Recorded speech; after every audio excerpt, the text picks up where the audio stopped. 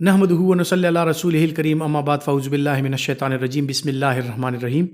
محترم خواتین و حضرات، بات کرتے ہیں مردانہ صحت کے حوالے سے، اور مردانہ صحت کے حوالے سے اگر بات کی جائے تو اریکٹائل ڈس فنکشن، پری میچور ایجیکولیشن یعنی وقت سے پہلے انزال، اور یہ ساری چیزیں جو ہیں، اور پھر اس کے ساتھ چونکہ فزیکل ہیلتھ اور اسٹرینتھ بھی چاہیے ہوتی ہے، تو آج ایک کمبینیشن کی بات کرتے ہیں جو لیویڈو کے نام سے آتی ہے، اور اس میں ٹرائبولس اور جینسنگ پایا جاتا ہے۔ جس طرح کہ آپ کو پتا ہے کہ جینسنگ جو ہے وہ ایک مائکرو ویسکولیچر کی سرکولیشن کو انہینس کرنے والی دوائی ہے، یعنی جو آپ کی چھوٹی شریانیں ہیں اس میں خون کی گردش کو بڑھاتی ہیں، اور انہی چھوٹی شریانوں میں جب خون کی گردش بڑھتی ہے تو یہی کارپورا مسلز جو ہوتے ہیں عضو خاص کے، وہاں پر بھی چونکہ بلڈ کی سرکولیشن بڑھ جاتی ہے تو اریکٹائل ڈس فنکشن کی جو پرابلم ہے ان سے کافی حد تک چھٹکارا پا لیتے ہیں۔ جینسنگ ہے، اس میں نائٹرک آکسائڈ بڑھانے والی ایک قوت ہے، جس کی وجہ سے آپ کے بلڈ ویسلز میں نائٹرک آکسائڈ کا لیول بڑھ جاتا ہے، اور بلڈ ویسلز جو ہیں یعنی شریانیں جو ہیں وہ کھل جاتی ہیں، اور انہی شریانوں کے کھلنے کی وجہ سے جو عضو خاص کی بلڈ سپلائی ہے وہ امپروو ہو جاتی ہے اور اریکٹائل ڈس فنکشن دور ہو جاتا ہے۔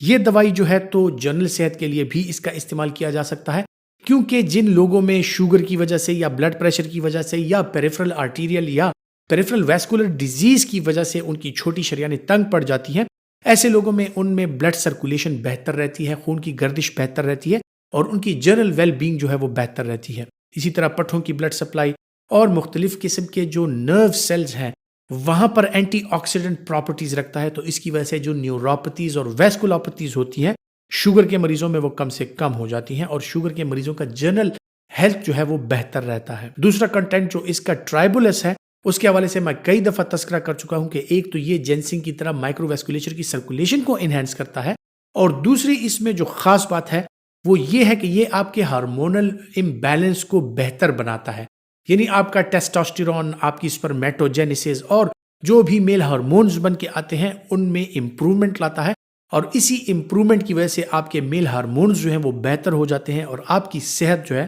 وہ بہتر رہتی ہے۔ بات کرتے ہیں اس کے سائیڈ ایفیکٹس کی، کہ اس کے اگر کوئی سائیڈ ایفیکٹس ہیں تو اس کے نون سائیڈ ایفیکٹس کچھ خاص نہیں ہیں۔ ہر قسم کے مریض جو ہیں یہ اس کا استعمال کر سکتے ہیں، ماں صرف ان مریضوں کے جو ان کنٹینٹس کو، ٹرائبولس کو یا جینسنگ کو اگر وہ ہائپر سینسٹیو ہیں یا اس کو الرجک ہیں تو وہ لوگ اس کا استعمال نہیں کر سکتے۔ باقی جو بھی مریض ہیں وہ اس کا استعمال باقاعدگی سے کر سکتے ہیں، اور اس کا استعمال 1 یا 2 مہینے اگر ریگولرلی کیا جائے تو نہ صرف جنرل صحت بہتر رہتی ہے بلکہ جنسی صحت بھی بہترین رہتی ہے۔ خواتین و حضرات، اس کے ساتھ مختلف قسم کی دوائیوں کا جو لوگ استعمال کرتے ہیں، جینسنگ کا استعمال کرنے والے لوگوں کے لیے خصوصاً یہ بات ہے کہ اگر وہ ایسپرین کا استعمال کر رہے ہیں، کلوپیڈوگریل کا استعمال کر رہے ہیں، یا خدا نخواستہ ان کو ہیمریجک سٹروک ہوا ہو تو وہ جینسنگ کا استعمال نہیں کر سکتے۔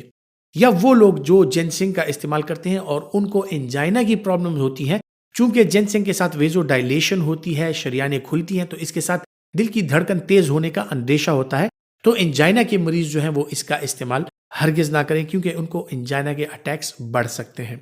خواتین حضرات، امید کرتا ہوں کہ میڈیسن نالج کے حوالے سے جو معلومات میں آپ تک پہنچا رہا ہوں یہ آپ کے لیے فائدہ مند ثابت ہوں گی، اور اگر آپ سمجھتے ہیں کہ آپ کے لیے فائدہ مند ہے تو یہ دوسروں تک ضرور پہنچائیں۔ اپنا بہت سا خیال رکھیے گا۔ اللہ حافظ۔